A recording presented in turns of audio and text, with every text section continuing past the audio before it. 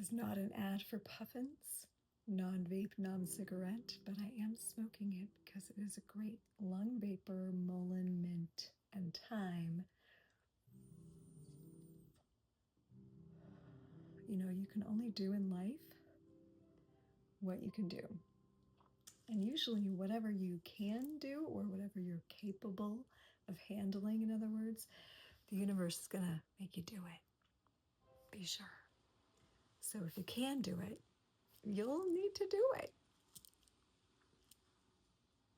I would even say it's your job if you're capable. Like if you've been working on yourself and loving all the parts of yourself, then people are going to be put in your life that you have to apply the same sort of compassion to. It's naturally going to happen. So if you haven't made the translation yet from I'm accepting all of my inners to I'm accepting all of your outers, there's still a big gap there. And if you've been, obviously, whatever you're focusing your attention on internally, you're going to get externally. So you've been thinking about, whatever your job is, mechanical stuff, like more mechanical stuff is going to show up in your reality, right? Opportunities to do that, problems with that, because that's your area of focus, right? If you are focusing on your physical body, exercising, yoga, hiking, whatever, like physical stuff is going to be coming up for you, your own, maybe family members, because you have an awareness that's heightened toward that area. And if your attention is there, you have a greater capacity for it, right? Because you're putting life force there. You're investing in yourself in that area. So that investment will turn around and give you returns, just like in currency, right? This life force is a form of currency. So if we can look, what is my currency? Like, what am I putting attention to? Where is the flow of my awareness and my life energy going? That's what I'm going to be working on, right? That's what the universe is giving me data about. That's what the universe is asking me to figure out. That's my lesson, if you will. So we're all kind of drawn to specific things based on our birth time, our chart, our past lives, our ancestry. We're like this configuration, right? So it's like authenticity is honing in on what's mine to do. And not just mine from an obligation standpoint, but what's mine from, I really enjoy this. Like, this is something I can get off on, to use Carolyn Elliott's existential kink sort of metaphor, is whatever we're doing, we kind of wanted to do it. Like, we know how. You might look to a garbage collector person and be like, why do you do that? Like, gross, I wouldn't want to do that work. You don't have to do that. You can go to another work. But that, to that person, that might be like what they want to do. Maybe they like dealing with garbage. Maybe they feel like they're making the world a better place. Maybe it helps them metaphorically let go of their own trash. We don't know. We don't know why someone else is invested in doing what they're doing, right? So the best we can do is honor ourselves in doing what's authentically ours to do, what brings us the most joy and fulfillment in doing, right? Joy and fulfillment in doing. We want to be like rooted in what you're doing, but we also want to enjoy it. Like, we're not here to just do begrudgery. And if you are, like, that's a place to look at, maybe, maybe where am I not being authentic with what I want? Do I feel like I have to do a thing just for the income? And if I do, I'm not saying you don't have to do that still for a little while, because there is an energy flow you've backed up in that area. You've put a lot of life force in that. And if you want to redirect it, sometimes cold turkey isn't the best way. You just start to migrate some of your time and attention, and you now are split attention for a while. You start to put some of your time and attention on things you really, really love, right? Like a side job or like a hobby. And sometimes we think we want to do another thing, and we start migrating there and we realize, gosh, I really actually find joy in the other thing, right? Or we find that the new idea is part of the old idea and that somehow we want to do both. Like, these are awesome awarenesses to have to help us align, because sometimes our authentic expression and what we're really capable of doing, we've completely separated ourselves from. We've put it way over there, like, no way, I could never, or I'm too shy to do that, or I'm not bold enough. But deep down, we know that is somewhere we're going. But there's stages along the way, right? The universe is like a school. It's teaching us all the components. Our relationships are part of this learning, how we handle things, how we handle money, how we get back up when we fall. Like, this is all like the data that is like the universal resume material. I used to hear this voice sometimes where I'm like, I don't know what I'm supposed to do next. I know the universe knows, I would say. And I would get this awareness, the universe has my resume. The universe has my resume. Like, the universe knows what I'm up to and what I'm here to do and what I'm capable of and what I've already gathered the skills for. So if you're walking the direction of something new now and you know it's part of your path, but you're not really sure how you're going to get there, like I'm sometimes feeling, but I know it's there, you just keep taking the next directed path step, right? It's like, well, go here. Okay, well, but that's not the end result. It's fine. It's on the way. What you don't want to do is just stay doing the old thing and daydreaming about the new thing. That's what you don't want to do and will never create your reality. It's the physical steps, the embodiment we do in our life that begins to take us in the new direction, right? So this is the universe saying, I'm starting to paddle the boat this way. And sometimes in our old job or what we've been doing before in our life, the way we've been approaching something, like, we're on autopilot with it anyway. We don't even have to really put more attention. It actually still has the lag from all the attention we gave it before. So it will sort of run itself while putting attention into the new, right? So, and I started this out by saying you have to do what you can do. Like, if you're able to do, it seems like this video might have gone all over, but my mainstream of thought was, if you're capable of doing something, no matter how big or bold it is, you're the one that will get to do it. And capable meaning your soul has that print. That's why astrology and stuff is so good. It's like, sometimes we don't want to admit to ourselves that we have a soul signature, that we have a soul prompting. We'd like to really sometimes look away from that and just do something more safe or comfortable. But I'm sorry, in our blueprint, it's like, like, there's a self-destruct almost if we're not on track to reach the mark that we came for. It's almost like, well, we got to recycle this one, like they're way off track, or there's not enough time to meet the goal, or whatever, right? So I feel like that's sort of I believe in multiple lifetimes and, reincarnation and stuff, because it just makes sense. Like, why would we only get one opportunity? I grew up in a church that taught me there was just one life, right? And it's funny because I later came to this spiritual wisdom that in the bigger picture, there really is just one life force energy, one life that is moving through everything, but all of its parts, all of its nuances are growing and maturing and learning about itself all the time, just like we as individuals are. So what we're here to do and what we're capable of, it's actually in what we're already doing now. It's within it. It's like your spark, your essence. It's actually the way you respond to everything. Like, what is your mode? There's something about that is your gift and your offering and your highest expression.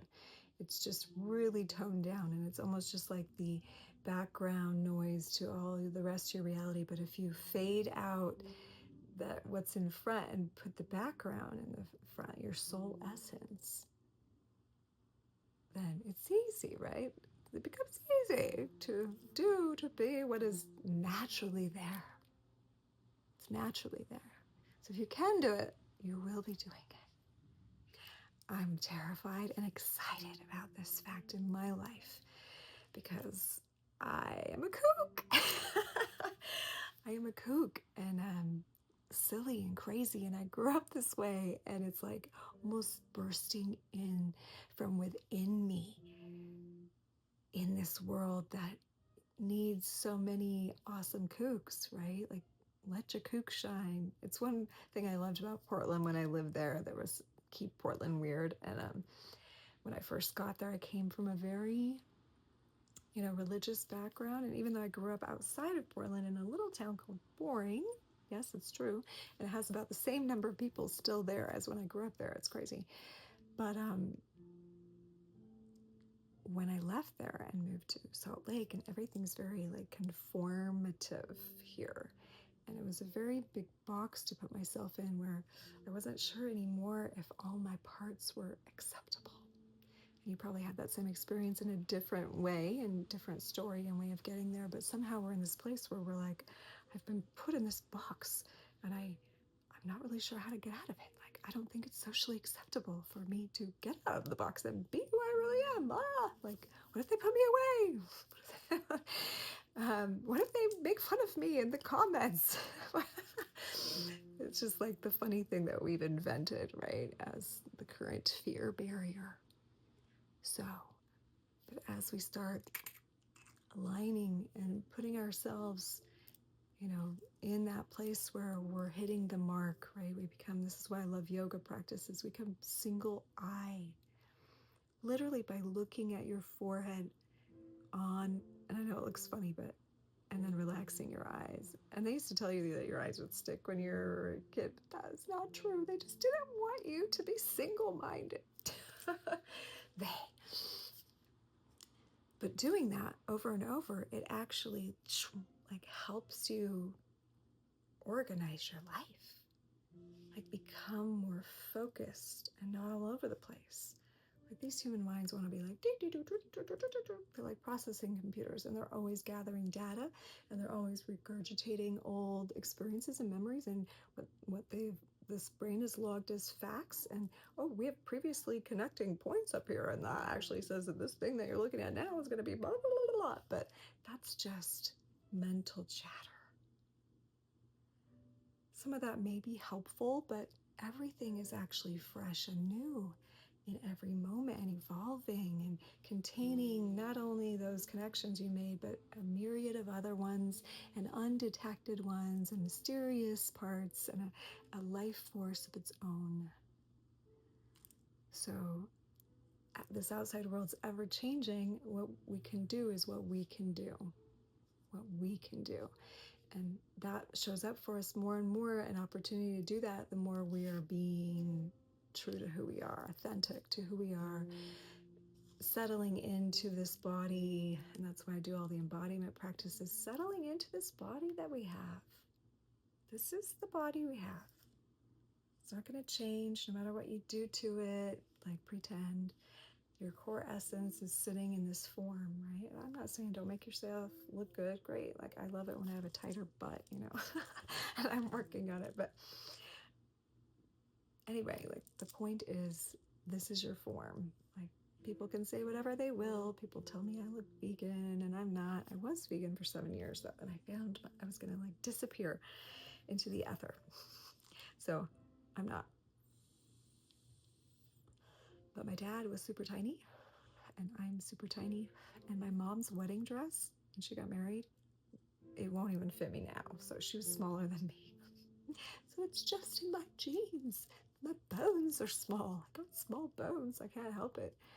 There's nothing I can do. People used to be like, you just could eat like 10 Big Macs in a day and surely you'd gain weight. And I'm like, I don't even think I could eat that much. Like, I couldn't even ingest that much if I tried. I'll get to a certain point and I'm like, my stomach is at max capacity, and I'm sure this looks like everybody else could keep going.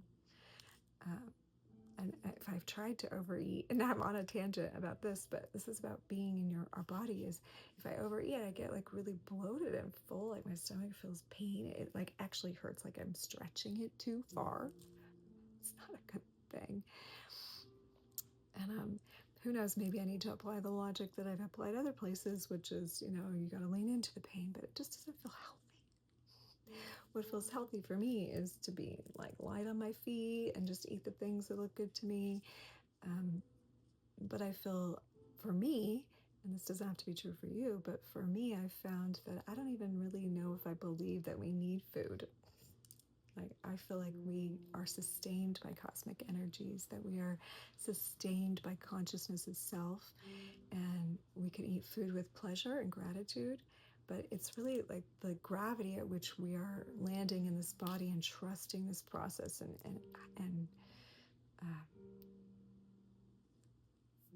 I mean, I'm not suggesting that people stop eating at all. And I eat still. So I'm just saying, I'm not sure that that's really how this thing was designed to work, because as we're discovering more and more, and I'm not a scientist, but I am an observer of reality, and I'm a reader, and a quantum, uh,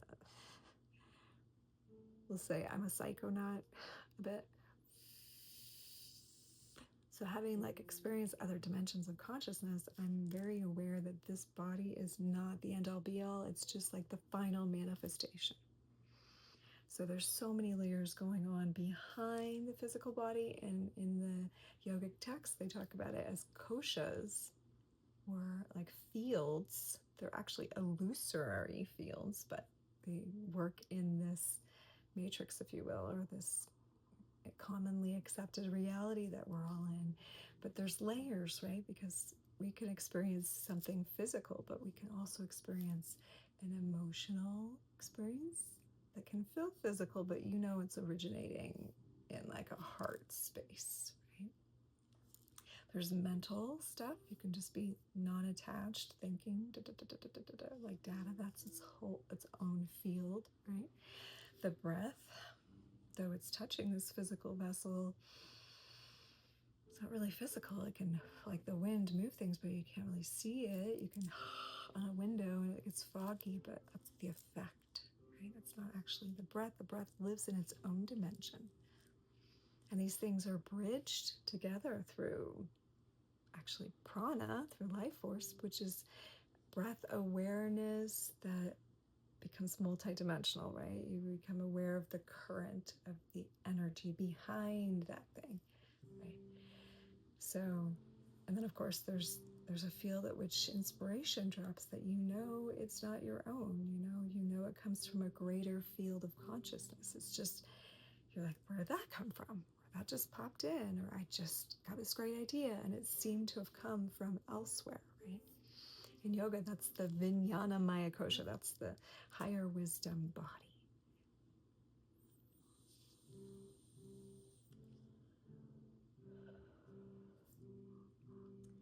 So I have loved the practice of yoga because it has allowed me to really anchor with full acceptance in this vehicle, and to want to be the best caretaker for this vehicle that I can, whilst being aware of my surroundings, what's happening, other people's stories, where they are in their life path journey kind of unfolds to me by becoming more aware of my own.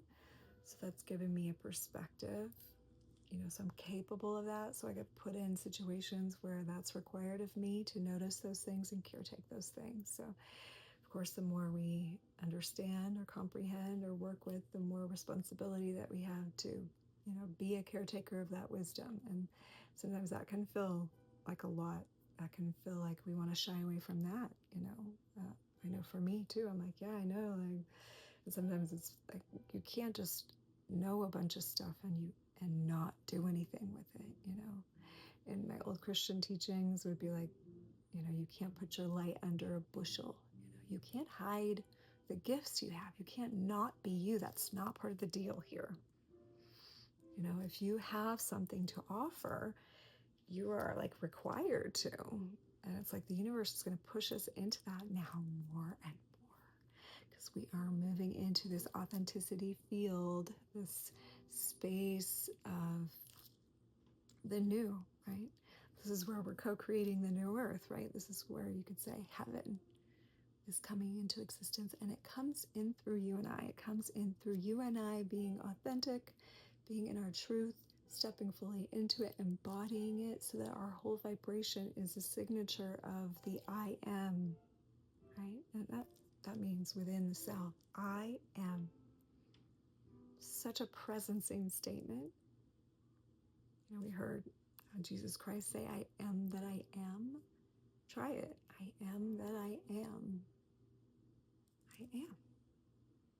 As I'm anchored in the I am, my field becomes potent. And my field, my energy, my life current plugs in, aligns with everyone else in their I am. And we become like a crystal grid. We become connecting points for the pattern of the new. And that's what's happening, is the breakdown of the old. And so you might be in a situation right now where you're moving something from the old world to the new world. A lot of us are breaking completely things. That's old world, this is new world. But some stuff has elements of old world that wants to come to new world but doesn't really know how. But you do, because you're doing it in yourself. So you are stepping that thing through to new earth. You are acting like a translator. And so that can be a push-pull kind of feeling thing, because it's like, well, no, we have to keep shaking this thing up and shaking off the old patterns and bringing in the new awareness and making new statements, right? And treating it as masterfully as you can and as lovingly as you can, to bring whatever elements we're talking about into authentic expression with us, with us. That usually happens a lot with people,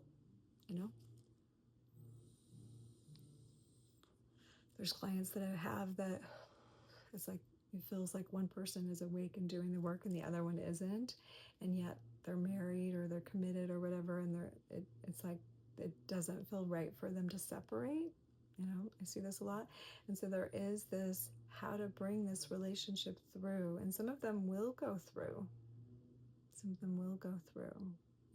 them will break apart, but there's some souls that know that they've come together with an awake soul because they want to go through, and maybe they're more stubborn, or they've got some really sticky karmic debris, or it's an ancestral stuff that you know how to help them pull through that. You are actually the curse clearer. You're the gift that's come in. You're the priestess or the priest in the moment, and your presencing in their life changes their formation. And sometimes that repels people away, and sometimes that initiates someone into a new life path, and some people just stay with it, kind of like a stone in a lapidary wheel. And the polishing, and changing grades, and the next one. Just that metaphor is close to my heart. I always think that is a beautiful metaphor for the shaping of a person, right? And our life is kind of, you could say, God is shaping us through these experiences. And so, yeah, sometimes we came for the full polish. Sometimes we just came to experience impartial. And that doesn't make that any less amazing or mystical or beautiful. It's just, that's the part of the journey we're on. You don't want to miss that part either. There's beautiful parts in all the stages. But whatever you can do, whatever you're capable of doing, you will be asked to do. So thank you for being able to do what you do. All right. I hope this was helpful at all. And much love.